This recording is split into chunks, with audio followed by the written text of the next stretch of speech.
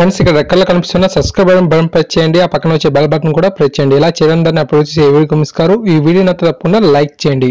ఈ వీడియో కింద డిస్క్రిప్షన్ లో ఒక న్యూస్ యాప్ లింక్ ఇచ్చాను. ఆ యాప్ జస్ట్ 4 MB మాత్రమే ఉంటుంది. మీరు యాప్ ఇన్స్టాల్ చేసుకోవడం వెంటనే మీకు 50 రూపీస్ అనేది రావడం జరుగుతుంది. ఈ యాప్ ద్వారా మనం 5000 వరకు మంత్లీ ఇన్కమ్ ఎర్న్ చేయొచ్చు. సో తప్పకుండా అందరూ ట్రై చేయండి.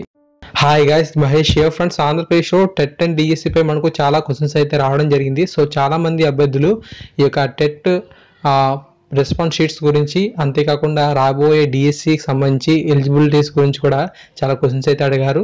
సో ఈ యొక్క వీడియోలో మీకు ఆ యొక్క ప్రశ్నలకు సమాధానాలు అయితే అందిస్తాను. సో తప్పకుండా వీడియోని చివరి వరకు చూడండి, ఓకేనా.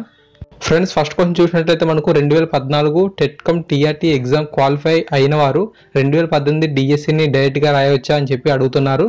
సో వాళ్ళలో చాలామంది ఏంటంటే మనకు ఈ యొక్క ఏపీ టెట్ 2017లో మనకు క్వాలిఫై కాలేకపోయారన్నమాట. సో వారి దగ్గర ఏమైందంటే 2014 టెట్కమ్ టీఆర్టీ సర్టిఫికేట్ అయితే ఉంది. సో ఆ యొక్క సర్టిఫికేట్తో 2018 డిఎస్సి రాయొచ్చు అని చెప్పి చెప్పడం అయితే జరిగింది కదా. సో మీకు ఎలిజిబిలిటీ అయితే ఉంది ఫ్రెండ్స్. మీకు యాక్చువల్గా మీ యొక్క సర్టిఫికేట్ అనేది 1 ఇయరే ఇది వ్యాలిడిటీ అయితే ఉంటుంది. బట్ ఏంటంటే జేడి సుబ్బారెడ్డి గారు 2017 డిసెంబర్ నెలలో టెట్ నోటిఫికేషన్ రిలీజ్ చేసినప్పుడే మీ గురించి చెప్పడం అయితే ఒక ప్రకటనలో జరిగింది. ఇప్పుడు మీకు నేను సాక్స్ పేపర్ చూపిస్తున్నాను. యాక్చువల్గా అప్పట్లో మనకు అన్ని పేపర్లో కూడా ఈ యొక్క కథనం గురించి అయితే రావడం జరిగింది. సో ఈ యొక్క నోటిఫికేషన్ రిలీజ్ చేసినప్పుడే 2014 టెట్కమ్ టీఆర్టీ ఎగ్జామ్ క్వాలిఫై అయిన అభ్యర్థులు డైరెక్ట్గా డిఎస్సి రాయవచ్చని, అంతేకాకుండా మీ యొక్క స్కోర్కి 20% వెయిటేజ్ ఇస్తున్నామని, మీకు అన్యాయం ఇవ్వమని చెప్పి చెప్పడం జరిగింది. సో ఆ యొక్క ఆర్టికల్ని మీరు ఇక్కడ చూడొచ్చు. సో అప్పుడు ఎలిజిబిలిటీ అయితే ఇస్తున్నట్టుగా చెప్పారు. బట్ ఇప్పుడున్న పరిస్థితులకు అనుగుణంగా ఏ విధంగా వారు డెసిషన్ అయితే తీసుకుంటారు చెప్పలేము అది. సో అప్పుడైతే ఆ యొక్క ప్రకటనలో చెప్పారు, కానీ మరి ఇప్పుడు ఏ విధంగా తీసుకుంటారో తెలియదు. ఫ్రెండ్స్, నెక్స్ట్ క్వశ్చన్ మనకు పేపర్ 1 అభ్యర్థుల నుంచి అయితే రావడం జరిగింది. కొన్ని రోజుల క్రితం 5 మార్క్స్ అనేవి పేపర్ 1 వారికి యాడ్ చేస్తున్నట్టుగా చెప్పారు. కానీ మా యొక్క ఫలితాల్లో ఏమాత్రం కూడా ఈ యొక్క 5 మార్క్స్ అనేవి యాడ్ అవ్వలేదు. సో అది ఎందుకు యాడ్ అవ్వలేదు, మాకు పేపర్ 1లో 5 మార్క్స్ అనేవి యాడ్ చేస్తామని చెప్పారు కదా అని చాలామంది అడగడం జరిగింది. ఇప్పుడు మీకు చెప్తాను చూడండి ఫ్రెండ్స్. పేపర్ 1 అనేది కేవలం ఒక సెషన్ వరకు మాత్రమే సంబంధించింది కాదు. సో 21వ తారీఖు నుంచి 24వ తారీఖు వరకు ఏదైతే ఎగ్జామ్స్ జరిగాయో వీళ్ళందరూ కూడా పేపర్ 1కి సంబంధించిన వారే. సో మీ అందరికీ కూడా ఒకే క్వశ్చన్ పేపర్ రాలేదు కదా, ఓకేనా. సో మీ అందరికీ కూడా వేరువేరుగా ప్రశ్నపత్రం అయితే రావడం జరిగింది. సో ఇక్కడ ఏమైందంటే 22వ తారీఖున ఒక సెషన్ వారికి 2 మార్కులు యాడ్ అయ్యాయి. 23వ తారీఖున ఒక సెషన్ వారికి 3 మార్కులు యాడ్ అవడం అయితే జరిగింది. సో ఆ విధంగా మనకు ఈ యొక్క ఆ సెషన్స్లో ఎవరికైతే క్వశ్చన్ పేపర్ అనేది తప్పుగా వచ్చిందో వారికి మాత్రమే ఈ యొక్క సమాధానాలు అనేవి యాడ్ స్కోర్గా ప్రకటించడం అయితే జరిగింది. కావాలంటే మీరు ఆ వెబ్సైట్లోకి వెళ్ళి కీని కనుక డౌన్ చేసుకున్నట్లయితే ఈ యొక్క ఇన్ఫర్మేషన్ చూడగలుగుతారు, ఓకేనా. సో 22వ తారీఖులో వారికైనా 23వ తారీఖులో వారికైనా సరే ఆన్సర్స్కి యాడ్ స్కోర్ కలిసిందనుకోండి, పేపర్ 1కి యాడ్ స్కోర్ అనేది 5 మార్క్స్ కలిపేమని చెప్తారు, కానీ పలానా వారికి కలిపాము పలానా వారికి కలపలేదని చెప్పరు కదా. సో వీళ్ళందరూ టోటల్గా ఏం చెప్పారంటే పేపర్ 1 వారికి 5 మార్క్స్ అనేవి కలిపామని చెప్పారు అంతే, ఓకేనా ఫ్రెండ్స్. సో ఈ యొక్క ఇన్ఫర్మేషన్ అయితే మీరు బాగా గుర్తుంచుకోండి. పేపర్ 1కి 5 మార్క్స్ కలిపామంటే అన్ని సెషన్ల వరకు కలిపేసినట్టు కాదు. ఏవైతే ఏ సెషన్ వారికి అయితే పేపర్ 1లో ఏ సెషన్ వారికి అయితే ప్రశ్నపత్రం అయితే తప్పుగా వచ్చిందో వారికి మాత్రమే ఈ యొక్క యాడ్ స్కోర్ అనేది కలపడం జరిగింది, ఓకేనా. సో ఈ యొక్క ఇన్ఫర్మేషన్ అయితే గుర్తుంచుకోండి. ఫ్రెండ్స్, నెక్స్ట్ క్వశ్చన్ మనకు రెస్పాన్స్ షీట్లో ఎవరికైనా సరే మార్క్స్ అనేవి యాడ్ అయ్యాయి అని చెప్పి అడగడం అయితే జరిగింది.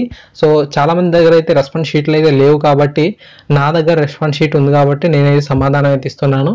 సో నా యొక్క సమాధానంతో వేరొకరు ఏకీభవించవచ్చు లేకపోవచ్చు. సో ఆ తర్వాత చూద్దాం. నా దగ్గర రెస్పాన్స్ షీట్ ఉంది కాబట్టి నేను ఎస్టర్డే మొత్తం అంతా ఈ యొక్క రెస్పాన్స్ షీట్ మీద, అంతేకాకుండా గవర్నమెంట్ వారు ఇచ్చిన అఫీషియల్ వెబ్సైట్లో పెట్టిన క్వశ్చన్ పేపర్ విత్కి మొత్తం అన్ని కూడా పరిశీలించి చూశాను. సో నాకు మాత్రం ఎన్ని అయితే వచ్చాయో అన్ని మాత్రమే వచ్చినట్టుగా అయితే అనిపించింది. ఈ యొక్క రెస్పాన్స్ షీట్లో స్కోర్ అనేది యాడ్ అయినట్టుగా తగ్గించినట్టుగా ఏమీ లేదనమాట, ఓకేనా. సో ఆ యొక్క రెస్పాన్స్ షీట్ నా ఫ్రెండ్ అనమాట. సో మొత్తం అంతా పరిశీలించాను నేనైతే. ఆ యొక్క రెస్పాన్స్ షీట్ ఏదైతే ఉందో సో దాని దగ్గరగా పరిశీలించి చూసినట్లయితే ఒక్క మాత్రం వాడు ఎంత అయితే చెప్పాడో, అంటే ఫైనల్ కీలో ఏదైతే తనకు స్కోర్ వచ్చిందని చెప్పాడో సేమ్ అంతే స్కోర్ వచ్చింది తప్ప తనకి 1 మార్కు పెరగలేదు, 1 మార్కు తగ్గను లేదు. సో కొంతమంది చెప్తున్నారు వారికి ఫైనల్ కీలో ఒకలా వచ్చింది, అంతేకాకుండా ఫలితాల్లో ఒకలా వచ్చింది అని చెప్పి అంటున్నారు. సో అది నాకు క్లారిటీ ఇన్ఫర్మేషన్ అయితే లేదు. సో తెలియని వాటి గురించి ఎక్కువగా మాట్లాడడం అనవసరం. సో నా దగ్గర రెస్పాన్స్ షీట్ ఉంది కాబట్టి నేనైతే క్లారిటీ ఇన్ఫర్మేషన్ అయితే ఇస్తున్నాను. సో మీకు తర్వాత అనేది ఒక స్పెషల్గా ఒక వీడియో రూపంలో అది చేసి చూపించడం అయితే జరుగుతుంది. సో ఆల్రెడీ నేను దాన్ని రెడీ కూడా చేశాను అనమాట. ఈ యొక్క రెస్పాన్స్ షీట్ని నేను నైట్ అంతా జాగ్రత్తగా పరిశీలించాను. బట్ ఏంటంటే స్కోర్ అనేది ఎక్కడ యాడ్ అవ్వడం కానీ లేదా తగ్గించడం కానీ ఏమీ జరగలేదు. ఓకేనా ఫ్రెండ్స్, నెక్స్ట్ క్వశ్చన్ చూసినట్లయితే మనకు చాలా మంది మనీ అయితే పే చేసాం కానీ మాకు రెస్పాన్స్ షీట్ అనేది ఎందుకు రాలేదని చెప్పి అడుగుతున్నారు. సో వారికి ఇంకా ఫుల్గా ఇన్ఫర్మేషన్ అయితే వెళ్ళి ఉండకపోవచ్చు. సో అందుకనే ఈ యొక్క క్లియర్గా ఇన్ఫర్మేషన్ అయితే ఇస్తాను. మీరు రెస్పాన్స్ షీట్కి మనీ పే చేసినంత మాత్రాన వెంటనే రెస్పాన్స్ షీట్ అనేది రాదనమాట. వితిన్ 24 or 48 hours అనేది మీరు వెయిటింగ్ చేయాల్సి ఉంటుంది. 23rd నైట్ నుంచి మనకు ఈ యొక్క రెస్పాన్స్ షీట్కి మనీ అయితే కట్టించుకున్నారు. అయితే 24 నుంచే మనకు ఈ యొక్క రెస్పాన్స్ షీట్స్ అనేవి వాళ్ళైతే అవైలబుల్గా ఆన్లైన్లో అయితే ఉంచడం అయితే జరిగింది. ఆ యొక్క ఇన్ఫర్మేషన్ చూసుకోండి. అప్పుడు స్టార్టింగ్లో మనకు వితిన్ 24 hours పెట్టేశారు. బట్ ఏంటంటే మనకు ఇప్పుడు 48 hours అనేది వాళ్ళు అడుగుతున్నారన్నమాట. సో తర్వాత మీరు ముందు మీ అమౌంట్ అనేది పే చేసేయండి. వాళ్ళు ఇచ్చిన టైమింగ్స్ కూడా ఉన్నాయి. ఉదయం 11 గంటల నుంచి సాయంత్రం 5 గంటల లోపు మనకు ఈ యొక్క మనీ పేమెంట్ అనేది 24వ తారీఖు నుంచి 31వ తారీఖు లోపు చేసుకోవాలని చెప్పారు. సో ఆ యొక్క టైమింగ్స్ కనుక మీరు చేసుకున్నట్లయితే మీకు జర్నల్ నెంబర్ అనేది రావడం జరుగుతుంది. ఆ యొక్క జర్నల్ నంబర్ చూసుకొని మీరు వితిన్ 48 hours కనుక వెయిటింగ్ చేసినట్లయితే మీకు ఖచ్చితంగా ఈ యొక్క రెస్పాన్స్ షీట్ అనేది రావడం అయితే జరుగుతుంది. ఓకేనా ఫ్రెండ్స్, నెక్స్ట్ క్వశ్చన్ చూసినట్లయితే మనకు ఏపీ టెట్ 2017లో నేనైతే క్వాలిఫై కాలేకపోయాను. కానీ నేను 2011 అంతేకాకుండా 2012, 2013లో కూడా మనకు చాలామంది అభ్యర్థులు పాస్ అయ్యాము అని చెప్పి చెప్పడం జరిగింది. అంటే మీరు 2011, 12, 13లో ఒకవేళ కనుక ఏపీ టెట్లో క్వాలిఫై అయ్యి ఉంటే 2017లో ఏపీ టెట్ కనుక క్వాలిఫై కాలేకపోయినట్లయితే మీరు డైరెక్ట్గా డిఎస్సి రాయొచ్చు అని చెప్పి అడిగారు. సో ఖచ్చితంగా మీరు రాసేవచ్చు. సో ఏం ప్రాబ్లం లేదు మీకు. సో మీ యొక్క సర్టిఫికేట్ అనేది 7 years వరకు వ్యాలిడిటీ అయితే ఉంటుంది. 2011 జూలై నుంచి అనుకుంటా. సో వారు 7 years కాల్కులేషన్ చేసుకుంటే మనకు 2018 జూలై వరకు ఉందన్నమాట. ఒకవేళ కనుక నోటిఫికేషన్ కానీ త్వరగా వచ్చేసింది అనుకోండి, మీ యొక్క సర్టిఫికేట్ అనేది ఎక్స్పైర్ అవ్వదు. ఎక్స్పైర్ అవ్వకపోతే ఖచ్చితంగా మీరు ఈ యొక్క ఏపీడిఎస్సికి ఎలిజిబుల్ అయితే అవుతారు. ఒకవేళ ఎక్స్పైర్ అయిపోయింది అనుకోండి, ఒకసారి గవర్నమెంట్ వాళ్ళని అయితే రిక్వెస్ట్ చేయండి. వాళ్ళైతే ఏమైనా సరే అప్డేట్ అయితే మీకు ఇవ్వగలరు. బట్ 2012, 2013 వరకు ఏ బాధ అవసరం లేదు. చక్కగా డైరెక్ట్గా ఈ యొక్క ఏపీడిఎస్సిని హ్యాపీగా రాసుకోవచ్చు. బట్ 2011 వారికి వీళ్ళ యొక్క సర్టిఫికేట్ అనేది ఎక్స్పైర్ అయ్యే డేట్స్ అనేవి చాలా దగ్గరగా ఉన్నాయి.